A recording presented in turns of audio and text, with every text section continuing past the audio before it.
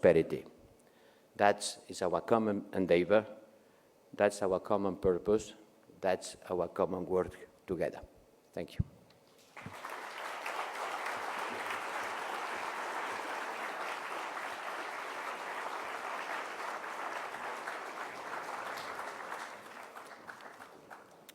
Thank you very much, Your Excellency. We now move to the final segment of the Raisina Dialogue 2020. We will have a showstopper conversation with 4 individuals who know foreign policy, international engagement, and global developments intimately. Let me invite on stage Marissa Payne, the Minister for Foreign Affairs of Australia. Let me also invite Matthew Pottinger, Deputy National Security Advisor, United States, Jukka Justi, Permanent Secretary, Ministry of Defense, Finland, and Mr. Vijay Gokhale, Foreign Secretary, Ministry of External Affairs, India. Can I invite you all on stage, and can I request you to take your seats? And I'm going to join you there.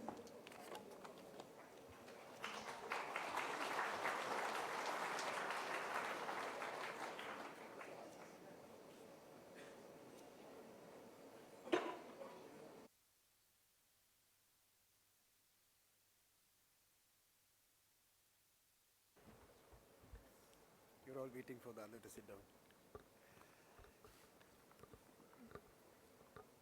Thank you. Like we did in the opening panel, this would again be more of a Q&A. We are not intending to have long speeches, although when I do turn to Matthew, I'm going to give him a few minutes to respond to 2 speeches he might have heard yesterday. But Matthew, you can come closer to us. We are still the same team. You can move to the chair closer to us. Oh, yeah. Yeah. Come. Excellent. So, but let me start. Let me first thank the Honorable Foreign Minister for making time and joining us this year. All of us know what's happening in Australia. Our thoughts are with your country. And indeed, we all believe that that what's happening compels us to think about doing things together as a global community, take action on certain issues that have been pushed down the road for too long, and build collective action frameworks and instruments that can be deployed more rapidly. So thank you very much, Foreign Minister, for joining us. And let me, in fact, turn to you for the first intervention this evening. In the opening panel, 4 words came out quite clearly from the 7 head of governments and states who spoke to us. One was multilateralism and the need to defend and strengthen it. One was democracy and pluralism. Other was challenges around technology and how we will manage them. And of course, the most common word that we heard that evening was climate change. I would like your views on what the elders, in a sense, suggested in their opening remarks. These are the values and what we really value that we now need to defend. And being the Foreign Minister of Australia, your take on this would be interesting for all of us. Samir, thank you very much for the opportunity to commence this evening's discussion. I've just had a bracing experience with New Delhi traffic, so my apologies if I'm slightly discombobulated before I start. But I think one of the powerful aspects of a dialogue like this, and of Raisina in particular, is the opportunity that it gives us to discuss in a fairly open and frank way, which in the world of gotcha moments and social media doesn't happen all that often, really, in my business at least. What is important and what values we do want to see in the practice of, in my case, foreign policy and in the defence and promotion of our nations. And for Australia, we regard our foreign policy as being bound by our values, by our principles. It's an expression of who we are, and it helps us in the efforts we make to shape global norms and institutions. And some of those observations that you made, and unfortunately I was not here in time for the opening sessions, but around multilateralism, around democracy, are core to that. Australia is an open, liberal, trading democracy. with the rule of law, with respect for individual freedoms and rights at the core of what we do. We are a very robust democracy, and I have to say, in the face of the experiences we've had in recent weeks and months, we are resilient. I enormously appreciate every expression of goodwill and support that I've received since I arrived here in New Delhi yesterday from international friends literally around the world here in India. It has been a challenging time, and we very much appreciate also those contributions of international support that have come from so many corners in assisting us. But for all of us, the sorts of values that bring us together here at Raisina have helped to ensure enormous global progress over the last 70 years.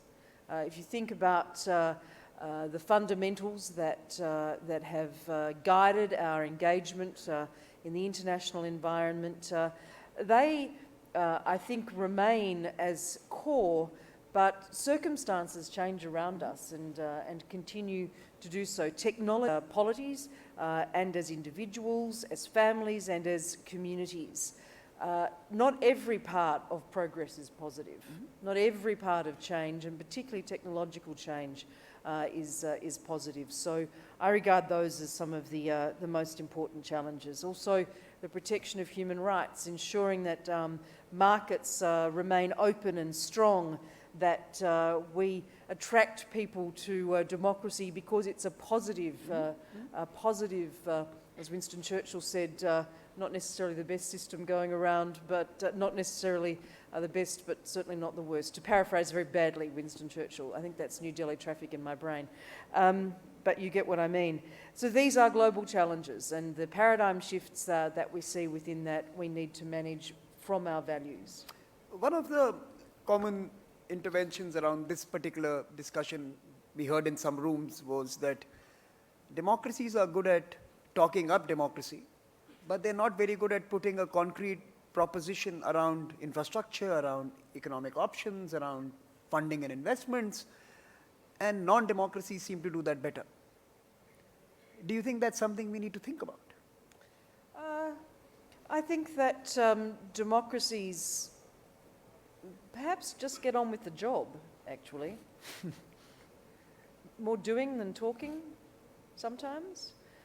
So our approach in our region, and key partners who sit up here with us, like the United States, particularly in our region, in the Indo-Pacific, and particularly in the Pacific at the moment, which has a very big infrastructure challenge, to take one of your examples, which the ADB estimates at north of $40 billion between now and 2030.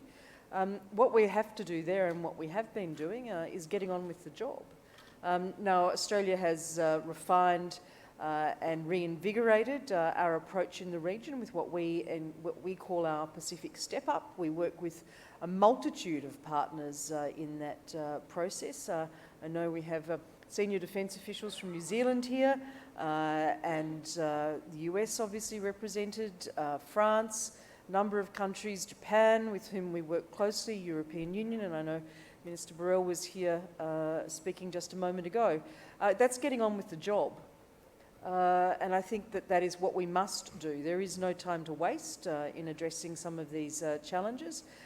One very good example that I will give you is a partnership between Papua New Guinea, Australia, the United States, New Zealand and Japan, an electrification program in Papua New Guinea which will change the degree of electrification in that country from 13% coverage to 70% coverage, with a very practical action-focused initiative from those countries. That's the sort of thing we have to do, and it's the sort of thing we have to keep doing.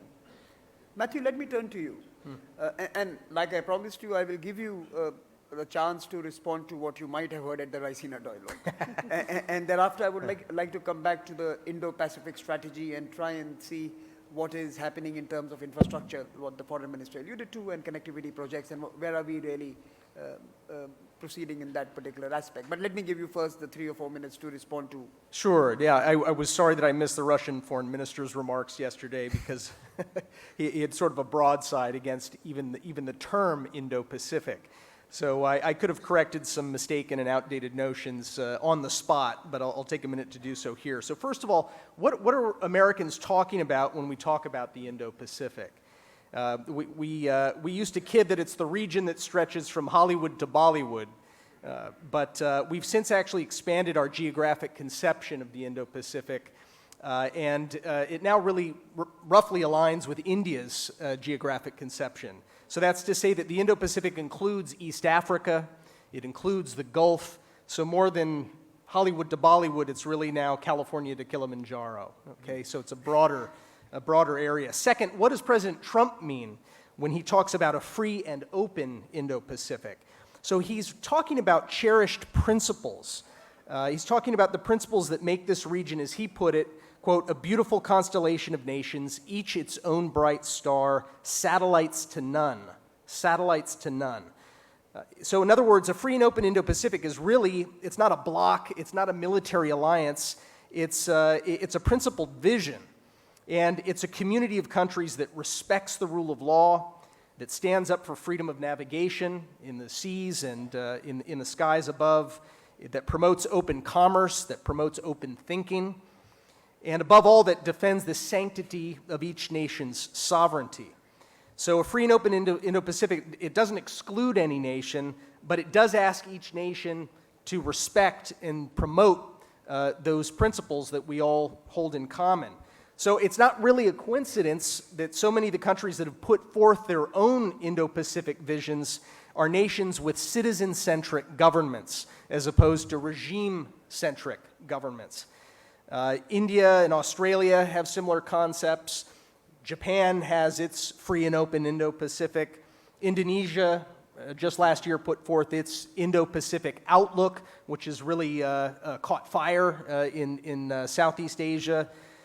South Korea and Taiwan have a new southern and new southbound policy, respectively.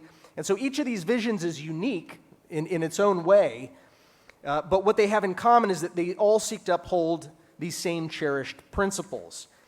And these visions also pay homage to the idea that Southeast Asia and ASEAN specifically is really the geographic and conceptual center of gravity for this broad Indo-Pacific region. So there are also competing visions out there. We heard a little bit about one yesterday, I think, from the Russian foreign minister. These visions are, frankly, they're less free, they're less open, they're less flexible. They tend to be more hierarchical or even coercive. The quote, Eurasia concept that the Russians seem to be promoting talk a lot about economic cooperation, but they say precious little about the sorts of principles that Maurice Payne was just talking about, that I just laid out, that are at the heart of all of these different Indo-Pacific concepts. The Russian foreign minister even noted, incredibly, he noted that Russia, China, and Iran are forming a little bit of a club. That's quite a trio. They just had naval exercises recently. So that's quite a grouping for you. I mean, what principles do you think that trio talks about when they get together? I mean, seriously, when Tehran, Beijing, and Moscow get together, what's the conversation? Is it, what kind of software are you using to facially recognize peaceful protesters in your streets? How do you, how do you mark dash lines on your maps? How to build a better debt trap? So I think it's fair to say that some of those competing visions are not talking about how to better respect the sovereignty of your neighbors. Let me push back a little on that, Matthew, because that's my job. That's not my position. So, I was reading a document where the American government has recently created a war chest of $60 billion, has renamed its OPEC into IDFC for investing in infrastructure projects in this particular region. And I was going through the terms of engagement for that particular instrument. And one of the line items says preference for US companies. or US investments. How different is it to the BRI? If you're going to create a war chest and you're going to privilege American investment over any Yeah. other investment, So that's exactly what the BRI does. no, I'm glad you raised that because the story is actually the opposite of what you're suggesting. It used to be under the American Overseas Private Investment Corporation that you had to use American Yeah, companies. you had to, and now it is preference. We've softened that to preference. What it means is if there's an American company that is willing, and this is private capital, to participate in a project that U.S. taxpayers who are funding our new Development Finance Corp understandably would look to give some preference to those companies. But if there isn't an American player that wants to play, then we'll work with an Indian one. We'll work with an Australian company. We'll work with an Indonesian or Vietnamese company. The amount of capital that is available under the Development Finance Corporation is now, as you put it, $60 billion, more than doubling of the amount. And it also allows DFC to participate in private equity, not just lending schemes for these various projects. So this is something that is designed to galvanize private sector money. You talked a moment ago about, do democracies have the ability to have these grand strategies? Well, in fact, the private sector is what takes the lead. They have the spotlight in free and open societies, and they're the ones who've provided tens of trillions of dollars of capital globally to build the world. We don't rely on central planning or a vanity project of some autocrat to say we're going to invest there. Sure. Can you very quickly, for the benefit of all those in the room, describe the Blue Dot project, because you were mentioning that very interesting idea yesterday night. So very briefly. So the Blue Dot Network is a new initiative that Japan, Australia, and the United States are the first underwriters of, but it's really a multi-stakeholder initiative that's designed to ensure that countries around the world have that private sector-led, sustainable, transparent financing for infrastructure development. So we're encouraging friends around the region, we're encouraging Europe to look at this as well. The idea is that we will evaluate and certify infrastructure projects that meet a basic set of good standards. For example, is it financially sustainable? Are the terms of the project transparent? Is it environmentally sound? And if the projects meet those standards, it's assigned a blue dot. It's kind of like getting a Michelin star rating for your restaurant. And what that means is, as that catches on, private sector players are going to want to get in and participate in those projects. And anyone's able to, it doesn't exclude any country. It just says that you've got to meet some basic standards. So this is designed to also crowd out some of the more corrupt approaches to infrastructure investment that really threaten to undermine prosperity for all of us. I'm turning to the Foreign Secretary now, and I'm a little nervous now doing this. So I'm going to rely on what two foreign ministers have said at this dialogue. So it's them, sir, it's not me, I'm just the medium. FM Lavrov believes that the Indo-Pacific construct is designed to contain China. And we are defenders and promoters of the Indo-Pacific. Is that a right assessment of FM Lavrov? Look, Samir, I'm in agreement with a lot of what Matthew has just said. This is an idea which has come from the region. Our Prime Minister is one of the earliest leaders to articulate our vision of what the Indo-Pacific is about. Other countries have articulated their vision. There is a difference in scope, in geographies, in content. I think if we value democracy as a value which we all share, then we must accept that there are different points of view. We don't necessarily share that point of view, but I think all those who have supported the Indo-Pacific as a concept believe that this is a concept which is relevant to the region and which is going to be beneficial economically as well as in terms of security. So from India's perspective, we have to see what the Prime Minister said, and what he said was it has to be inclusive, it has to be something which guarantees security for all and which doesn't leave anybody out. And I think essentially that is also the vision that the Foreign Minister of Australia and Matthew articulated. Now, if there are those who feel that there are other concepts, they are welcome to lay it on the table and we can talk about it. But there is one point I think I would like to make, and that is the Asia-Pacific as a concept is essentially a colonial concept. We ignore the fact that long before colonies came up in Asia, India was connected to Southeast Asia and China and other parts of the world for millennia.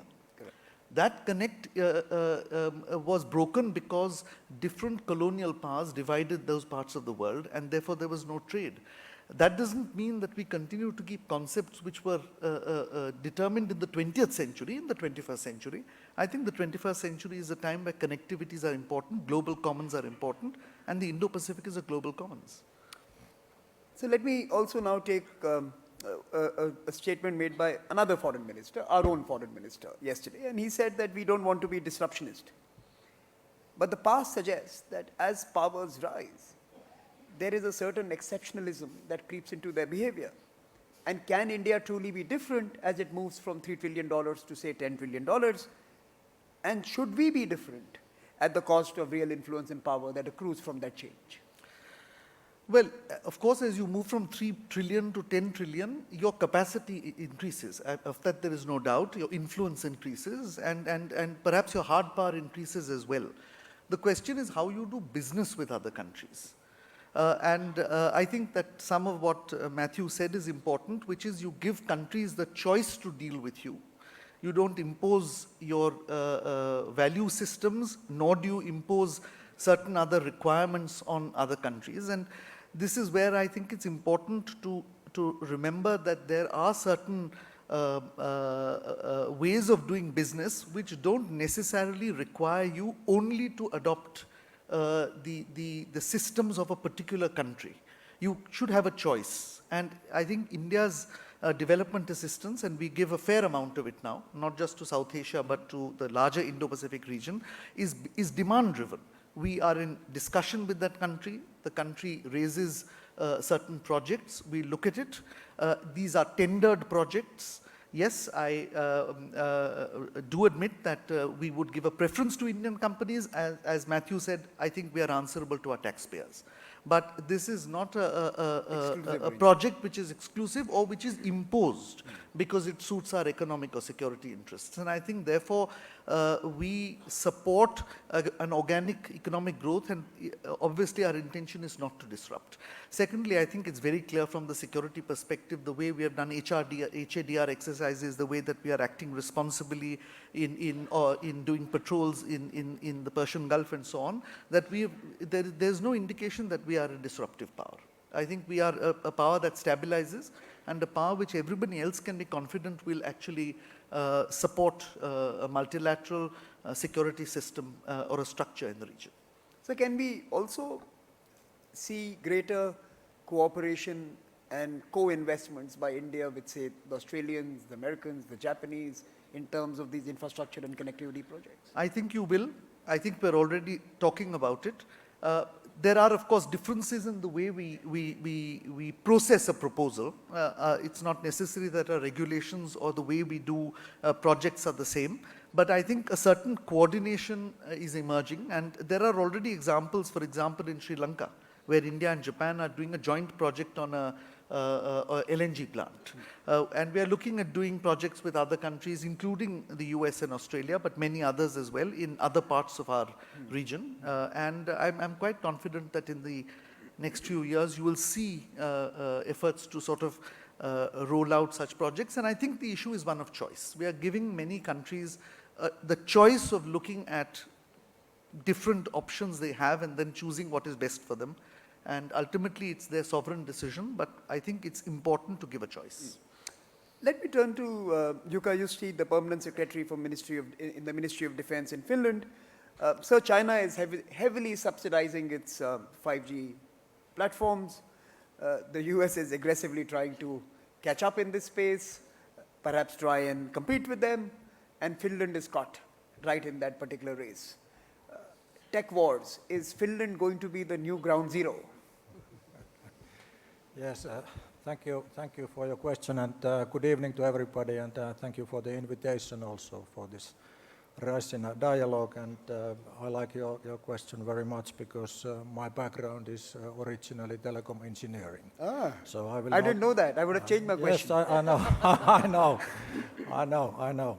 Of course, I'm at this stage very tempted to say that Finnish Nokia is the only safe alternative. However, that's not the case. Yeah. By design, all the 5G systems are quite vulnerable. The standardization, when it was done, was not done security ahead.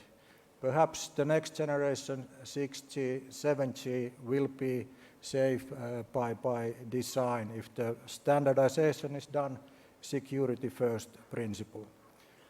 I have to say that until that, all the states, all the telecom companies, you have to act on 5G on the basis of trust.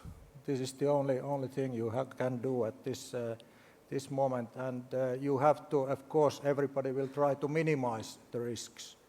But to trust, you have to trust the producing company, you have to trust the industry, and that's the basis you will do your decisions.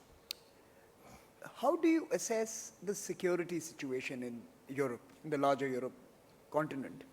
And do you think there might be a case and a time for a Helsinki 2.0, a new process, perhaps with China in the fray as well?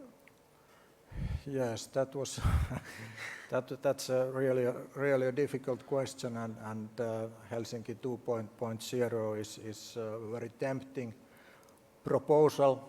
However, the world is totally different now what it used to be when we had the original Helsinki 1.0 meeting.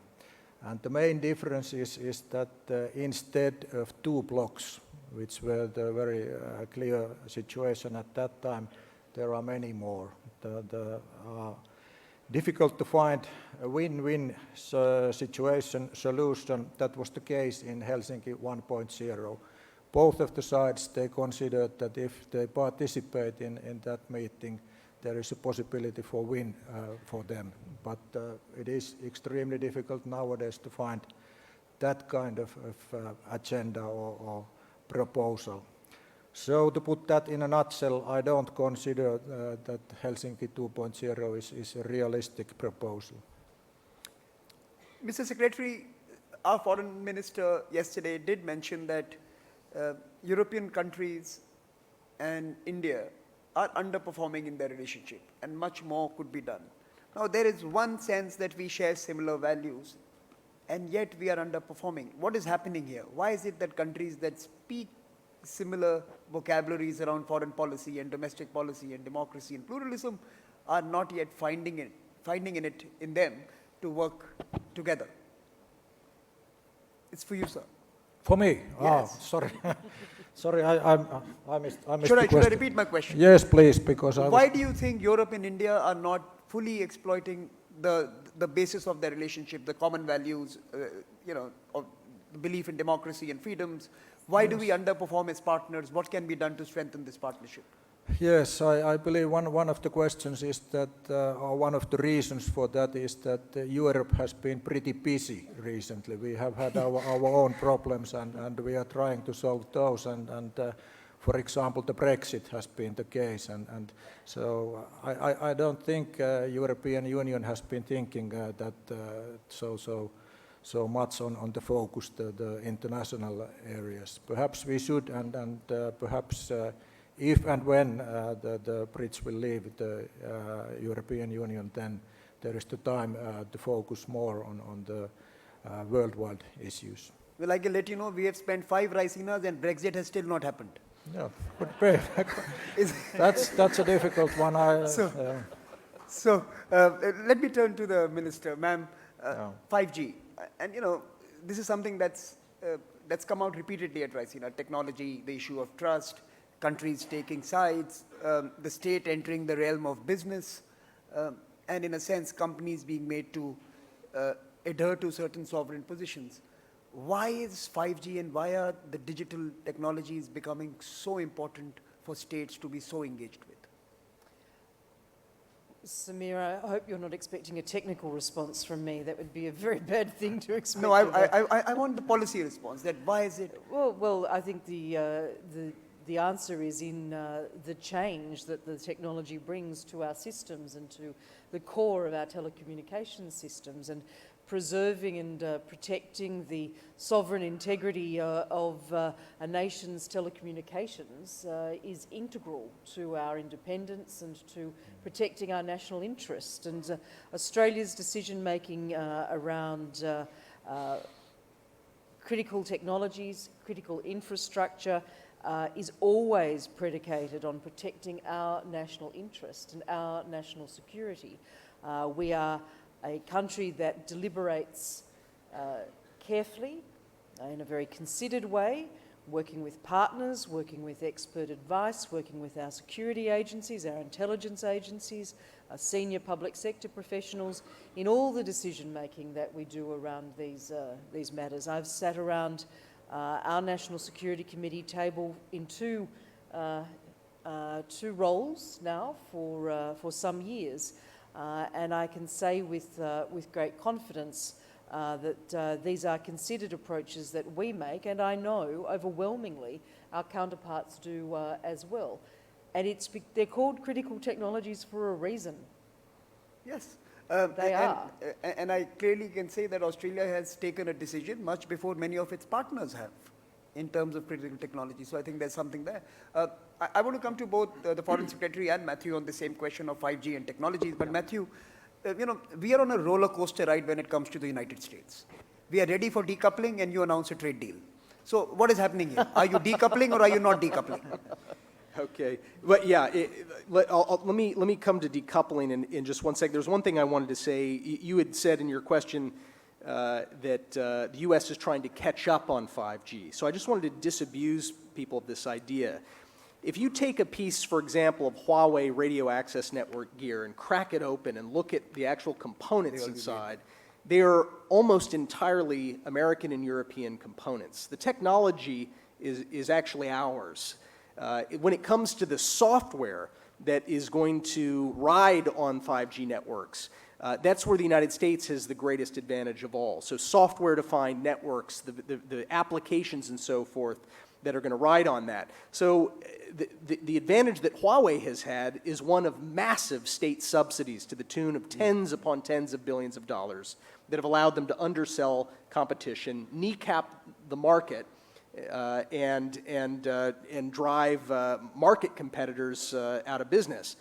So what it really comes down to, though, is trust. Who do you want providing critical digital technology, your critical digital payment systems, your social media, critical infrastructure, and the Internet of Things? Do you want it to be provided by suppliers that are beholden to regime-centric governments that are accountable to no one? Or do you want them to spring from citizen-centric societies that actually obey the rule of law?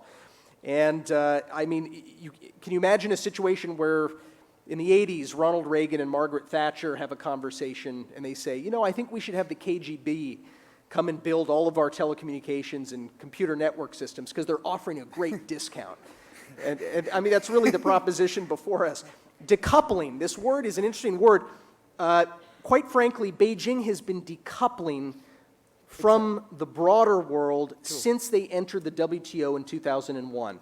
The great, bold, optimistic vision that the world had for China and that we hoped China had for itself was that by bringing China into the WTO nearly 20 years ago, it would converge with a more liberal order. That by opening our markets, investing our capital, training generations of Chinese technocrats and military officers and engineers, that China would begin to liberalize. Unfortunately, upon entering the WTO, the pressure for that kind of reform dissipated. They'd sort of crossed the finish line for the goal that they wanted, which was access to our markets. And that's when the reforms started to stall out. And frankly, under the current leadership, those reforms have gone into reverse. So decoupling, I'll tell you, decoupling, when you have a great firewall where not a single Western internet company has been able to prosper or survive in China by design, that's decoupling. When Christian churches are torn down and ethnic minorities are put into re-education camps. That's decoupling. So the decoupling is something that's been underway for quite a long time, and it is not driven by the United States. So this trade deal, it's sort of, in some sense, I've seen people describe it as a bit of a truce, is a win for the United States and really for all countries that want to see China abide by the rules. It allows the United States the ability to impose or really to enforce that deal. There's an enforcement mechanism that doesn't require arbitration and the like. So we've maintained enormous leverage in the form of the tariffs the president has put in place, and now we're going to see whether China lives up to the terms that it just signed today. Mr. Gokhale, the Indian view on what's happening with critical technology, especially with 5G. Well, Samir, I think that if information is the new gold, then we are sitting on 1/7 of the world's proven reserves. Because 1 out of every 7 in the world is an Indian. So the data that is collected, whether it is for economic purposes, whether it is for national security, whether it is for any other reason, is something I think we need to protect. And therefore, simply going with the technology because it is the cheapest is, to my mind, not the wise course of action. The wisest course of action, of course, would be to develop our own capacity and capability, and I have no doubt that government is looking at certain core technologies which will protect the core, as it were. But we have to be mindful of the fact that whichever technology we choose, we are going to be living with for the next 20 or 30 years, and that in an increasingly digital world, information is power. So we have to protect those data which are essential for our economic well-being and for our national security. And I think that is the way in which the government of India is looking at it. One of the big issues we discussed through the conference and certainly in that opening inauguration panel was the Middle East. And I want to go with this idea of a forward-looking conversation on the Middle East. What has happened has happened. How do we create sustainable, durable stability in the Middle East? I think since we are looking ahead, if I was to ask you all to think of a couple of things we can do to ensure a degree of stability, what would those be? And can I start with you, Matt? In terms of introducing greater stability, I think that concepts like the Indo-Pacific concept, again, every country has its own strategy. No one, the United States least of all, is asking other countries to join our strategy. We're asking countries to have their own strategies for how to ensure that they can preserve their sovereignty, preserve the rule of law in their societies and respect for rules that have been commonly agreed between nations, not least of all the freedom of navigation in the seas and so forth.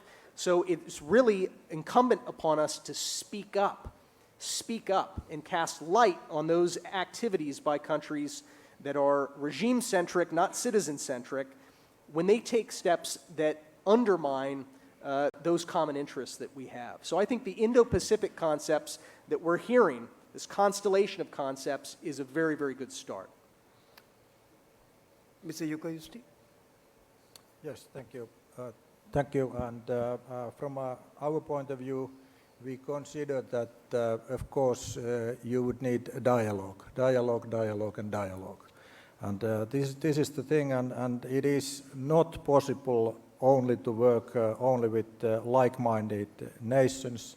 Therefore, you will always need diplomacy.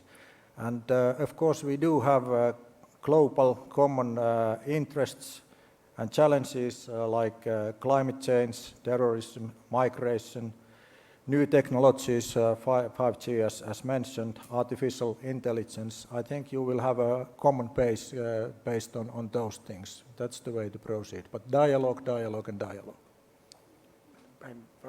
Samir, I think you've just asked for the solution to world peace, which is probably a combination in some ways of the contributions that we've all made on the questions that you've been asking this evening and through the process of the Resina dialogue itself. But I think ensuring that we're forming strong partnerships and durable relationships to support those countries who do seek peaceful solutions to conflict and to differences, who don't seek to escalate to conflict and to war is very, very important. Australia has long played a significant role and made a significant contribution in terms of time and personnel and, in fact, lives in the pursuit of these goals, whether it is in the current international coalitions in Iraq, for example, in the counter-Daesh context, whether it is more broadly in Afghanistan and then before that again. So that those partnerships and relationships and support for those countries who would seek to emerge from what are very, very complex and difficult relationships and circumstances sometimes, I think providing strength to their arm can be a very powerful way for those of us who observe and preserve the values that we've spoken about tonight and that I started by talking about is an important contribution. Mr. Gokhale. Samir, of all the countries represented on this panel, we are the closest in this region. And therefore, what happens there affects us perhaps more than others. And one of the focus points of this government has been to strengthen relationships, as the Foreign Minister of Australia put it, with the region. So what you've seen is a new security and economic dimension to what was essentially a diaspora-driven relationship with the Gulf Cooperation Council. You're seeing a much closer defense and security relationship with the littoral states of East Africa, Mozambique, Kenya, Tanzania, and so on. We've stepped up our game in Mauritius, in Seychelles, in Maldives. And I think the manner in which we have done this essentially is intended to convey a certain confidence and a certain support for stability in the region. Obviously, there are factors beyond our control, but I think keeping lines of communication open with all countries and actually reinforcing our presence in various ways in this region is something we can do to contribute to peace and stability.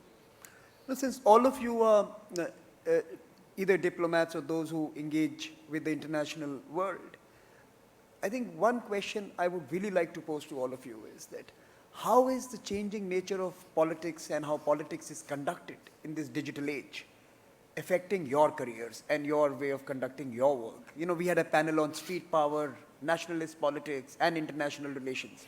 How is the changing nature of politics challenging the way you dispense your job? And let me come to you, Madam Foreign Minister.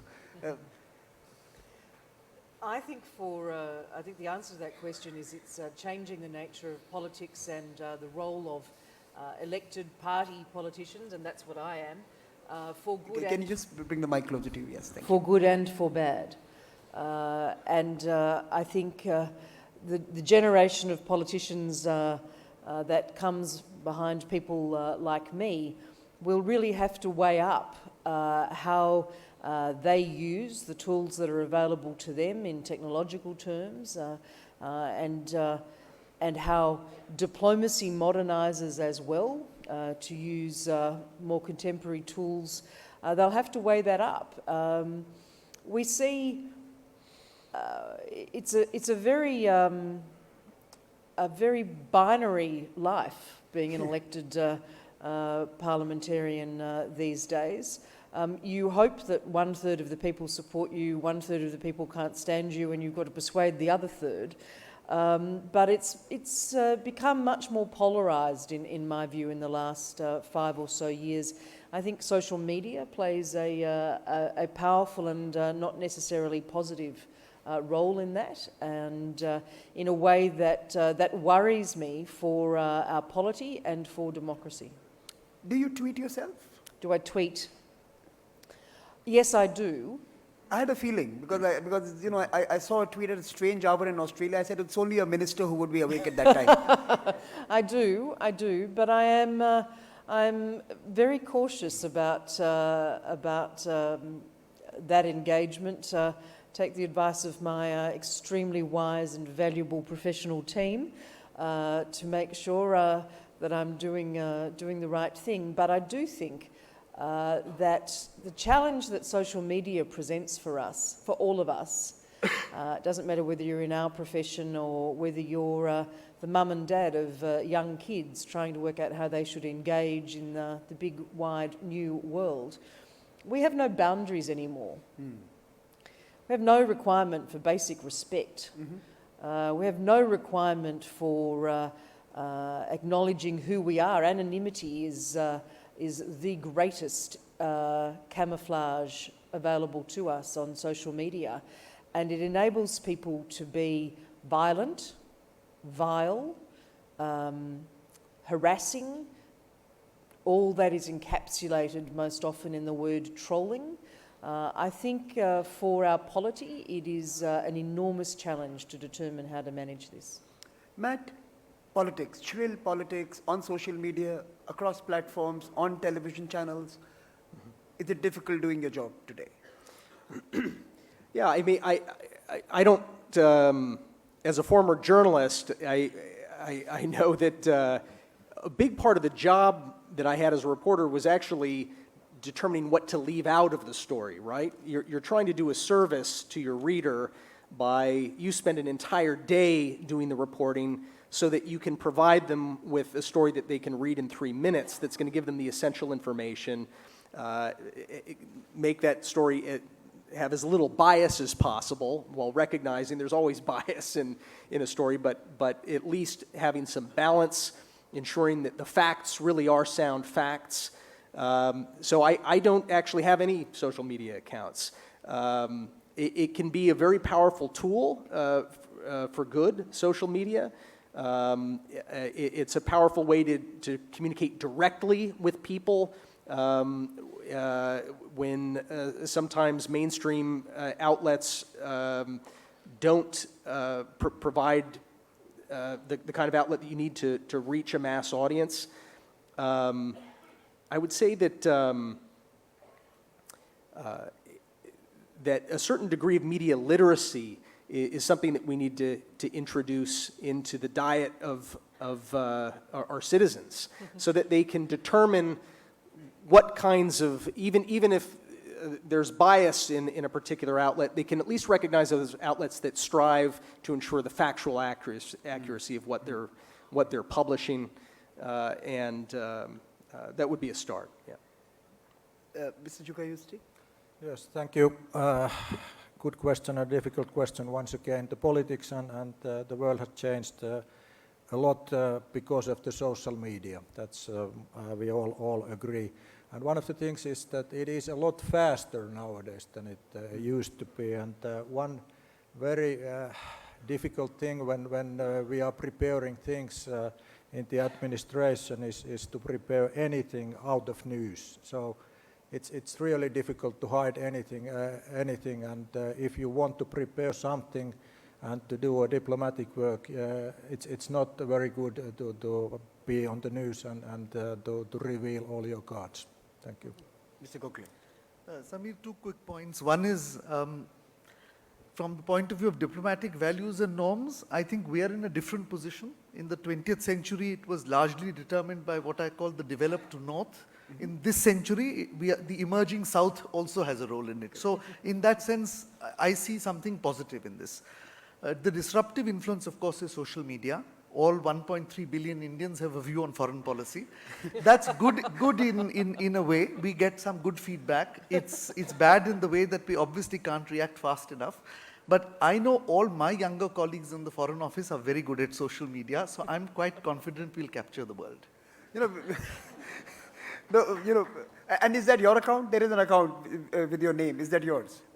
No, I don't tweet. You don't tweet. Okay. So As of now. As of now. Okay. No. So I'm going to end this conversation by posing the same question I asked the inaugural session, with a twist. Come the next Raisina dialogue. In your assessment, what is going to be that single most important thing that would have happened in this intervening 1 year that we should watch out for? That one single most important international development that we should track, which we will be discussing at the next Raisina dialogue. And no, I'm not trying to seek your help for writing my next agenda. It is just your assessment of what's happening around us. Should we start with you, Matt, again? So a year from now, In the next 12 months, what could be that one thing that would catch our attention and we would be discussing in January in Delhi? President Trump will be reelected, and No, that is a given. I've assumed it's happening. But well, actually, I heard some other speakers were talking about the idea of populism, but I think that what you're going to find is that groups that have been very skeptical of the idea of populism, I think over time are going to recognize, and you've seen this with the consummation of the Brexit deal, you've seen it with President Trump's election in 2016, that over time, it is allowing the refreshing of the idea of the citizen at the center of democratic governance. Not elites, not people who've been captured by the fad of the decade, whether it's globalism or something else, but the idea that citizens really do determine the destiny of their countries. Mr. Yusti.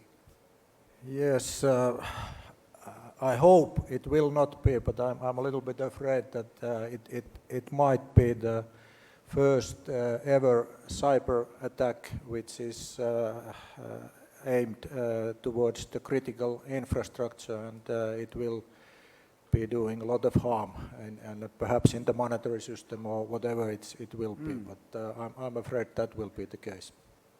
Ma'am. Samir, on a serious note, I would say that I hope across the next 12 months we're able to bring the leadership of the international community together to look at some of the institutions which have served us very well for the past 7 decades, but which really do need to be rejuvenated, reformed, to represent where we are in the 21st century, and we can do that in a constructive and a positive way to ensure they're still functional. In fact, more than functional, that they serve us into the next century, but that they remain part of the foundation of our international engagement. And then on a slightly more humorous note, I'd like to say that by then Australia will have won the T20 Women's World Cup at the Melbourne Cricket Ground on the 8th of March 2020, and we will have broken the world record for the number of people attending a final in women's sport on International Women's Day. That's my private and now quite public ambition. Sir. I'd say from our perspective, energy. Because if we have a problem, not just in Iran, but Venezuela, Libya, Iraq, it will impact on global growth even more. So I would figure that we have a 50-50 chance of this becoming your next discussion. Excellent. So please join me in applauding this wonderful panel and the interventions. Before we break, I'm going to ask you to give me a couple of more minutes. We want to thank everyone who's helped us host this event. This is the last time we are together as one in this room. So I want to thank colleagues at MEA and ORF who have worked tirelessly to make this happen. This was an enormous effort that took lots of months and lots of sleepless nights. And please join me in applauding their efforts who made this happen.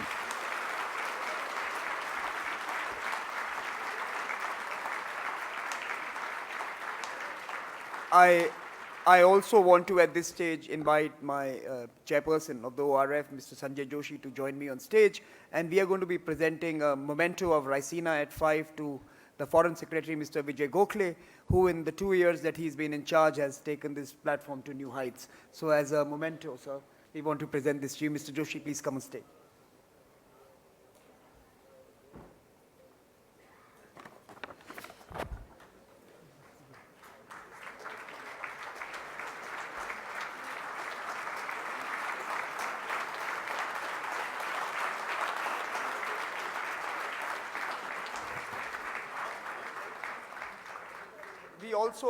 We also want to present a memento to Ms. Nagma Malik. Where is she? She was here. There you are. Although she'll have many more Raisinas, but I think this was a special one, Raisina at 5. So thank you very much, ma'am. Please join us.